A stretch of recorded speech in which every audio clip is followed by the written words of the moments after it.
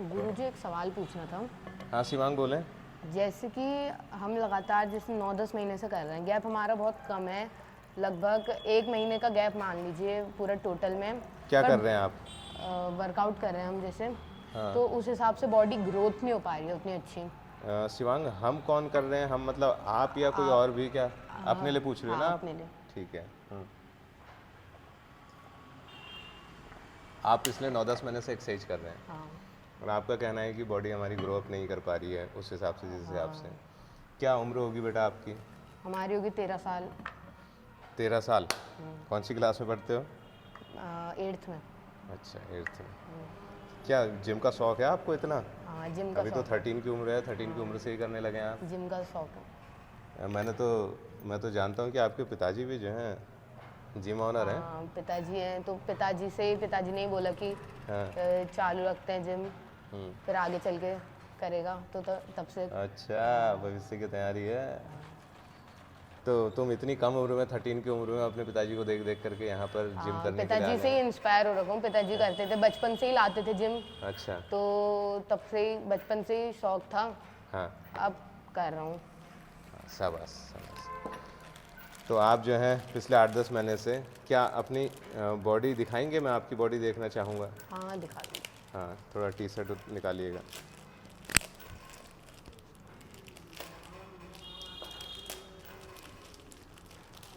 Growth हुई है, पर ऐसा नहीं कि मतलब जैसे 9-10 महीने से लगातार कर रहे हैं उस हिसाब से नहीं हुई है ग्रोथ। आप 9-10 महीने पहले कैसे थे? 9-10 महीने बिल्कुल स्किनी, बिल्कुल इससे भी बहुत कमज़ोर। अच्छा। बिल्कुल जैसे चेस्ट में अभी ये पार्टीशन आ रहा है ना, लाइन वगैरह आ रही है चेस्ट में। हाँ। वो बिल्कुल नहीं थी, चेस्ट बिल्कुल चिपकी हुई थी। और जैसे बैक देखना, ये सब भी नहीं था। बैक फिर से दिखाएंगे।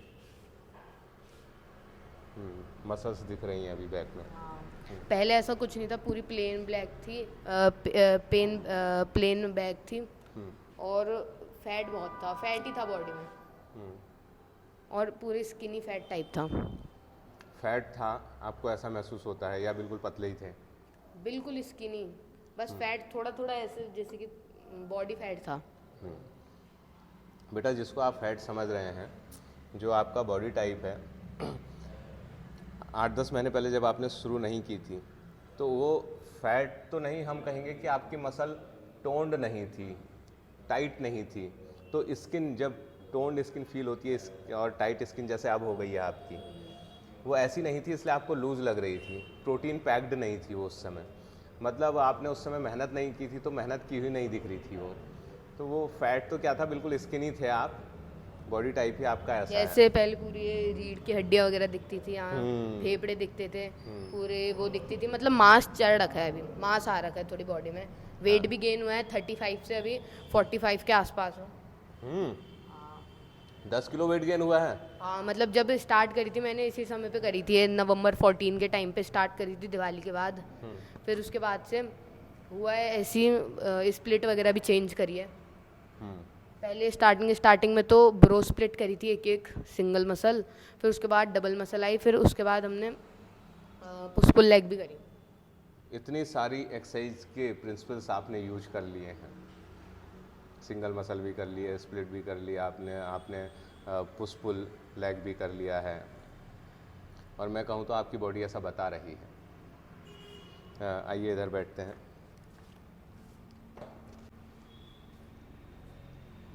एक्चुअली जो 10 किलो का गेन हुआ है आपका 8-10 महीने में, तो वो दो वजहों से हुआ है। एक तो इस वजह से हुआ है क्योंकि आपकी जो एज है अभी 13 है, यानी कि 8-10 महीने पहले 12 साल 1-2 महीने रही होगी, ठीक है।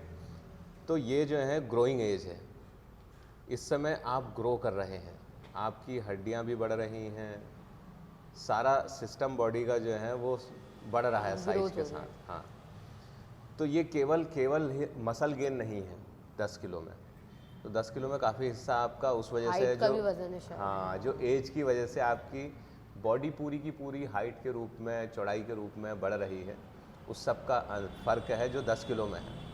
और कुछ केजीज उसका मसल गेन भी है आपका, जैसा कि आपका कहना है कि भाई मेरी ये रिफ्स भी दिखाई दे रही थी, और तो और जो चेस्ट है, चेस्ट में भी आपकी हड्डियां सी साफ दिख जा रही थी। पूरे ये प्लेन थी बिल्कुल चेस्ट, हाँ, जैसे plain थोड़े थी। अभी पार्टीशन वगैरह आ रहे हैं ना, लाइन हाँ। चेस्ट लाइन आ रही है, हाँ। वो बिल्कुल प्लेन थी। और पीठ की भी हड्डियां वगैरह दिखती थी। हम्म। हाथ बिल्कुल पतले थे, फोर आर्म बाइसेप एक बराबर पूरे। तो हम कह सकते हैं कि करीब इसमें से 40% आपका मसल गेन की वजह से वेट है और 60% आपका जो है एज की वजह से जो ग्रोथ हुई है उसका वेट है। ठीक है, तो हम मान सकते हैं कि 10 किलो में 4 किलो के आसपास आपका मसल गेन रहा होगा, और बिल्कुल रहा होगा, वो दिख रहा है।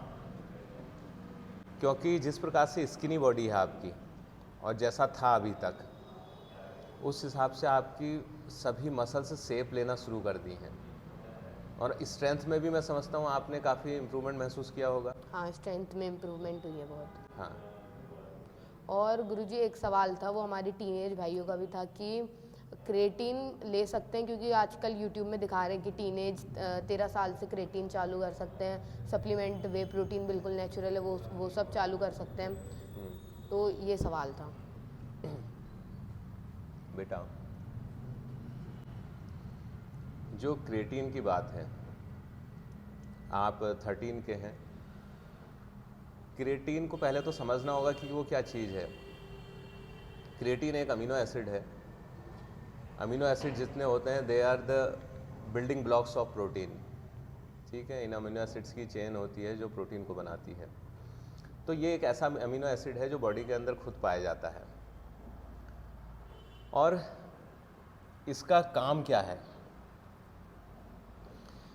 जो हमारा एनर्जी मैकेनिज्म है, एनर्जी सिस्टम है, उसमें इंस्टेंट एनर्जी, आपको जैसे ही एनर्जी की ज़रूरत होती है पावर के रूप में, तो तुरंत इंस्टेंट एनर्जी देने के लिए क्रिएटिन मैकेनिज्म काम करता है। उसमें हमारी बॉडी के अंदर जो क्रिएटिन है वो एडीपी और एटीपी साइकिल के थ्रू काम कर रहा होता है। एटीपी के रूप में स्टोर्ड होता है, और जब वो एनर्जी रिलीज करनी होती है तो एडिनोसिन डाइफॉस्फेट के रूप में कन्वर्ट होकर बाकी एनर्जी रिलीज करता है। तो एक ऐसी एनर्जी, जैसे मान लिया आप ये बैठे हुए हैं अभी बिल्कुल इनएक्टिव होकर के, और सडन उठते हैं आप, तो जब सडन उठते हैं तो मसल में क्रिएटिन फॉस्फेट होता है, तो वो अपने काम में लग जाता है और तुरंत एटीपी को एडीपी में कन्वर्ट करता है और आपको ये एनर्जी एकदम से वाली एनर्जी देता है आपको। तो ये एनर्जी कुल कहना चाहिए कि ऑन एन एवरेज 4 से 6 सेकंड की होती है। उसके बाद हमारा कार्बोहाइड्रेट का सिस्टम मैकेनिज्म में आ जाता है और वो एनर्जी देना शुरू कर देता है, और उसके बाद फैट का सिस्टम आता है।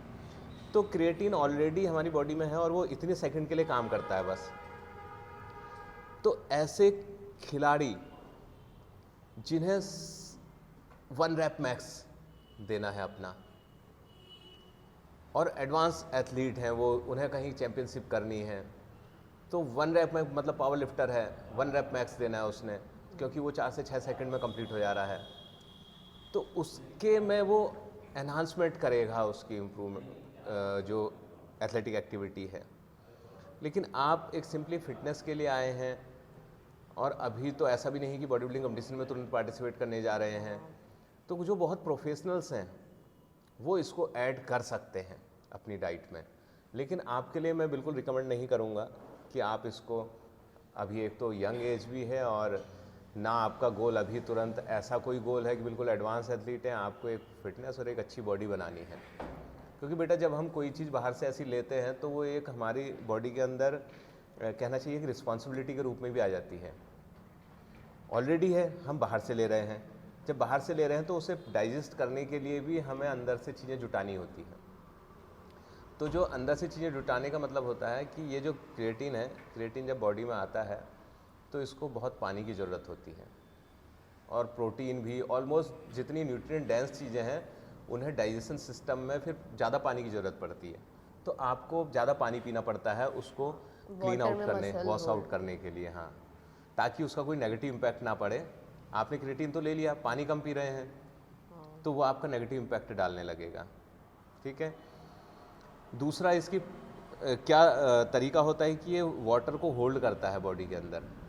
आपके अंदर जब आप उसको लेते हैं तो बॉडी के अंदर वाटर को होल्ड करता है, इस वजह से भी जो लोग क्रिएटिन लेते हैं उनकी मसल का साइज बढ़ा हुआ दिखता है, हाँ।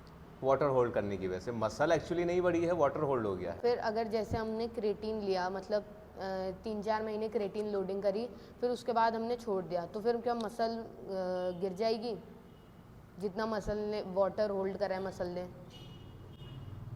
डेफिनेटली जो वाटर होल्डिंग की वजह से बढ़ी है, क्रिएटिन जब कुछ दिनों बाद बॉडी से पास आउट हो जाएगा जो बाहर से लिया हुआ था, तो उस केस में क्रिएटिन बाहर निकल गया और उसकी जो वाटर होल्डिंग कैपेसिटी थी वो चीज़ उस समय डाउन हो जाएगी, क्योंकि वो है नहीं उतना, तो वाटर होल्ड नहीं करेगा जितना बॉडी के अंदर है वो काम करेगा। और स्ट्रेंथ का, जो स्ट्रेंथ क्रेटीन खाने से आ रही थी, स्ट्रेंथ में कोई इतना सिग्निफिकेंट डिफरेंस नहीं आता है।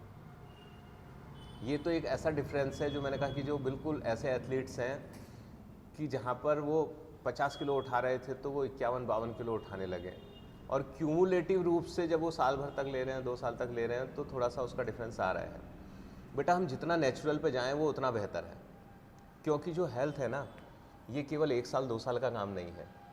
हेल्थ और फिटनेस आपको लॉन्जिविटी देगी और लंबे समय तक स्वस्थ रखने के लिए है।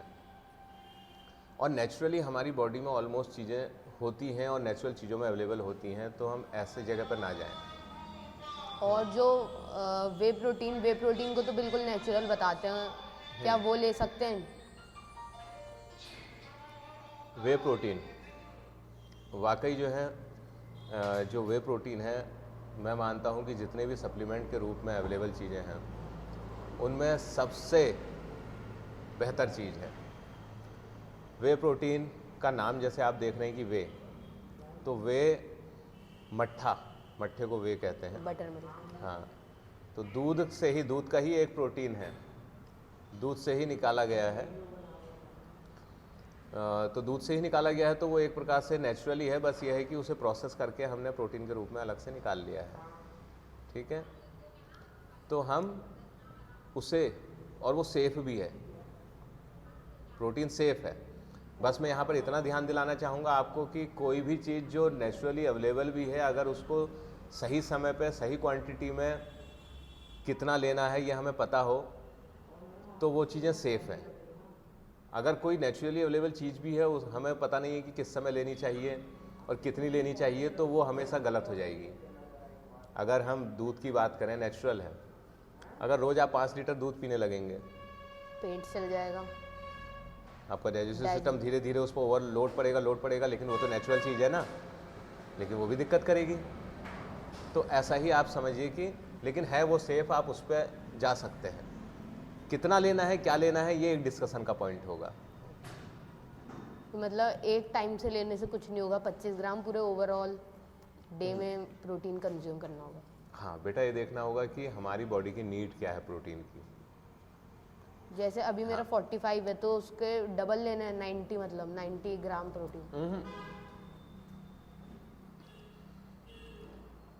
मैं समझता हूँ आप अपने पर केजी ऑफ बॉडी वेट का अगर 1.2-1.3 ग्राम भी अगर ले रहे हैं, बहुत अच्छा वर्कआउट होने लगता है तो 1.5 तक जा सकते हैं। तो 1.2 से लेकर के 1.5 ग्राम पर केजी ऑफ बॉडी वेट पर आपको शिवांग अभी 13 की एज पर और अपनी बॉडी के वर्कआउट की इंटेंसिटी के हिसाब से जाना चाहिए। तो दिन भर आप कितना है वो कैलकुलेट कर लेंगे इस हिसाब से। फिर उसके बाद क्या वो किन किन डिफरेंट वैरायटी ऑफ रिसोर्सेज से पूरा होना चाहिए, केवल उससे नहीं, सप्लीमेंट से, दाल से भी आएगा, अंडा ले रहे हैं तो अंडे से भी आएगा, अगर कोई चिकन लेता है तो उससे भी आएगा, हरी पत्तेदार सब्जियों से भी आएगा। जितने भी प्रोटीन के रिसोर्स हैं उतने ज़्यादा रिसोर्सेज शामिल करोगे तो आपकी बॉडी उतनी बेहतर होगी और हेल्थ भी उतनी बेहतर होगी। और गुरुजी एक और सवाल था, जैसे कि बहुत सारे लोग कहते हैं कि स्टार्टिंग के 2 महीने बिगनर ने सिंगल मसल स्प्लिट चलाई, फिर उसके बाद उसको डबल मसल में आना चाहिए, फिर पुश पुल लेग करनी चाहिए। ये वाला क्या ये मिथ है या सच है? अच्छा, आपने ऐसा सुना है कि बिगनर को पहले सिंगल मसल करनी फिर चाहिए? उसके बाद 2 महीने के बाद उतना कोई अच्छे से वो रिजल्ट नहीं आता है सिंगल मसल स्प्लिट में, और अच्छे से रिजल्ट नहीं आ पाता है उसमें सिंगल मसल स्प्लिट में। फिर उसके बाद क्योंकि कह रहे थे कि मैंने यूट्यूब में देखा कि बॉडी को ज़्यादा से ज़्यादा 3 दिन का रेस्ट चाहिए और उसमें पूरे 1 हफ्ते का रेस्ट मिल जा रहे हैं। आपने कहा कि बिगनर को क्या करना चाहिए, मैं आपका कॉन्सेप्ट क्लियर करना चाहूँगा कि जब कोई बिगनर आता है वो वर्कआउट की ABCD कुछ भी नहीं जानता है, कैसे करना है क्या करना है, वही बिगनर है। फॉर्म भी नहीं जानता है, किस मसल को कैसे हिट करना है मैक्सिमम वो नहीं जानता है। तो उस समय जो सबसे बेहतर रहता है कि स्टार्टिंग में आप उसको या तो होल बॉडी वर्कआउट दें या पुश पुल लेग दें, ताकि वीक में उसकी मसल 2 बार, या होल बॉडी वर्कआउट लेता है तो 3 बार ऐसे आ सकती है। इन दोनों में से कोई एक सेलेक्ट कर सकते हैं आप। उसमें भी मैं प्राथमिकता दूंगा कि आप होल बॉडी वर्कआउट दें, फिर नेक्स्ट फेज में जब उसको 5-6 हफ्ते 2 महीने हो जाएं तो फिर आप उसको पुश पुल लेग दे दें। फिर उसके बाद सिंगल स्प्लिट पे जाएंगे। जो सिंगल स्प्लिट है उसको समझने और पहचानने के लिए और ज़्यादा क्षमता चाहिए, क्योंकि जो सिंगल स्प्लिट है उसमें क्या होता है, और सिंगल मसल लेते हैं आप, तो जब पूरे एक वर्कआउट सेशन में आप सिंगल मसल ले रहे होते हैं और अब उसने नेक्स्ट वीक आना है, यानी कि 7 से 8 दिन बाद आएगी वो, तो आपको आज मसल को इतना फेल करना होगा कि उसकी रिकवरी में समय ज़्यादा लगेगा।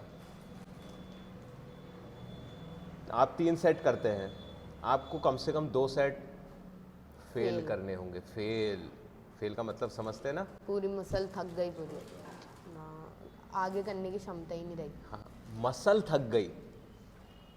मसल थक गई का मतलब कि आपको इतनी अच्छी फॉर्म लेनी है कि वो मसल थके। समझ रहे हैं?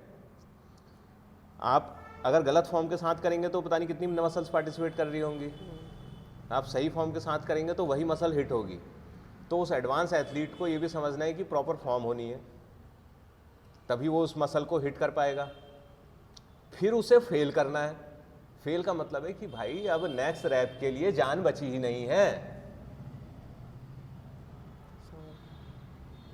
तो ये समझने के लिए उसको एडवांस होना जरूरी है ना। अगर नोवाइस को आपने, एक बिगनर को आपने सिंगल स्प्लिट पकड़वा दिया तो फेल ही नहीं कर पाएगा, और उसकी मसल आएगी 7 से 8 दिन बाद, तो उसकी तो रिकवरी कब की हो गई, क्योंकि उतनी टूट फूट तो हुई नहीं।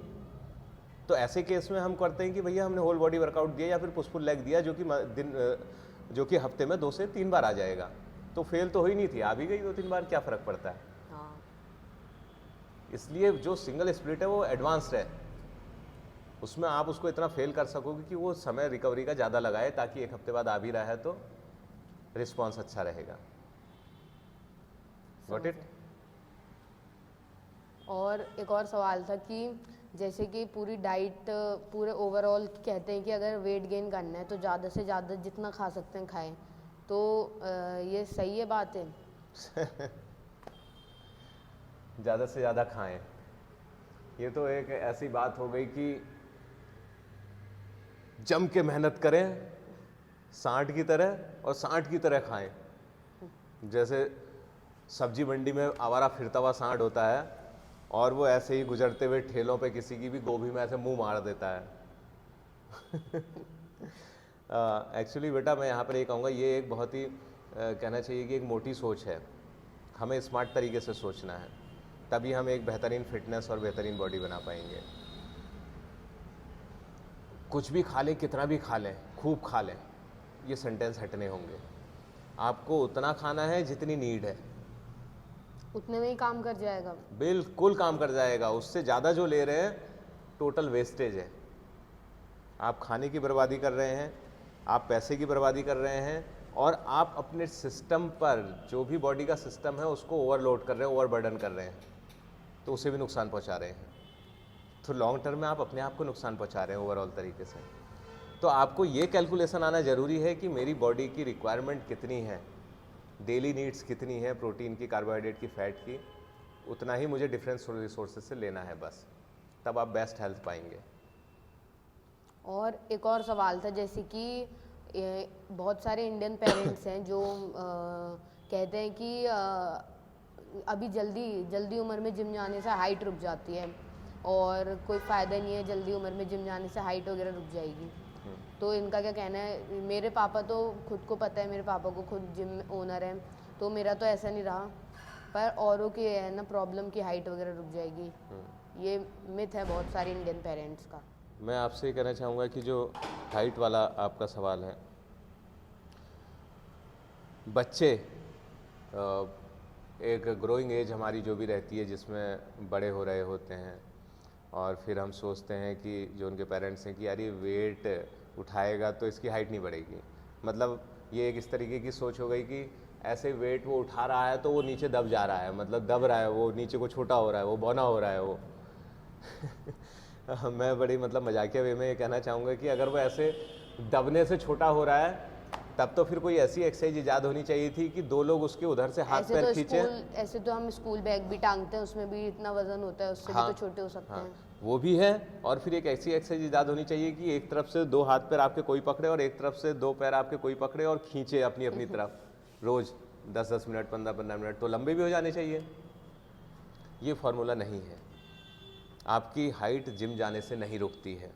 और भी मैं तो ये कहना चाहूँगा कि अगर आप जिम भेजते हैं किसी को तो वो वर्कआउट करता है, अच्छा फिजिकल एक्टिविटी करता है, और आप उसको अच्छा खिलाते भी हैं, तो उसके ग्रोथ करने के चांसेस बढ़ जाते हैं। ये बिल्कुल गलत बात है कि हम ये सोचें कि यार जिम जाने से हाइट रुकती है। तो ये जितने भी पेरेंट्स हमें देख रहे हैं और आपके माध्यम से सवाल जा रहा है, मैं उन सभी से रिक्वेस्ट करूंगा कि इस सोच के तहत अपने बच्चे को ना रोकें।